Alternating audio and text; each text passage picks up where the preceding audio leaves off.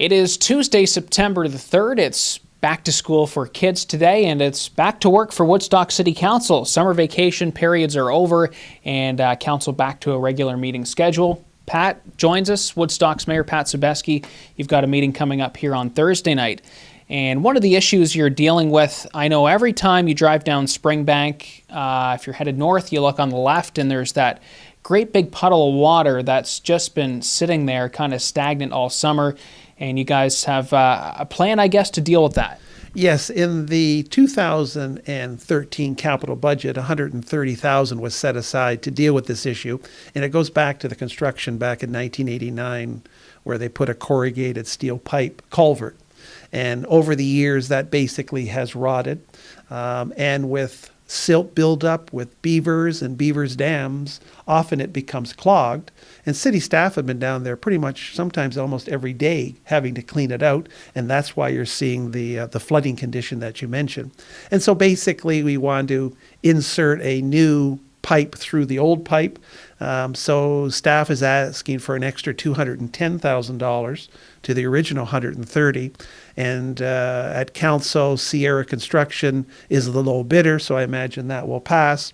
But the significant thing is that in that budget, there's still $40,000 extra because of the silt and buildup. Once they get down there, there might be a few more surprises. But it's something that has to be dealt with, because if that clogs up, we're going to have Sudworth Park flooding, and it'll be quite a mess. So I didn't even know we had beavers in Woodstock. Apparently we do, and part of this project is also building things that prevent beavers from building their dams inside the culverts. Maybe you can get the guys from Duck Dynasty to help you out with that. Have you seen that show? Yes. Unfortunately, I saw it once, and I never reordered the tapes. Okay.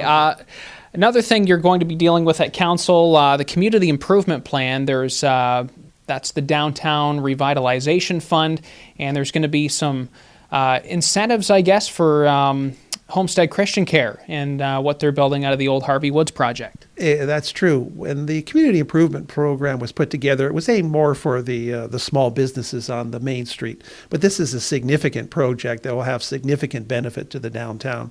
And so with the new program that this council put forward, there's now a large grant component that didn't exist before. And there's a residential component. And so when staff took a look at all the different factors, there'll be approximately $130,000 in interest-free loans to the organization, and about $70,000 in grants that will come out of the community improvement program. So it's something, because this is a project that certainly is going to benefit and improve the downtown.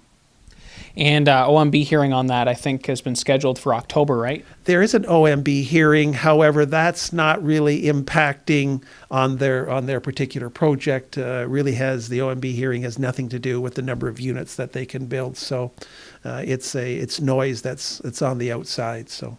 Okay. Another thing coming to council, you guys are starting up a new fund for low-income families, children looking to get into sports. I know this is something Oxford County has offered, and Woodstock is going to do this as well. Well, yes, there's a number of communities, Ingersoll, Tillsonburg, surrounding communities, that have a program where they provide assistance to low-income families so that their children can participate in sporting events. The city of Woodstock, the last couple years, through the Grants Committee, has been given the county social services $20,000 a year for specifically that purpose.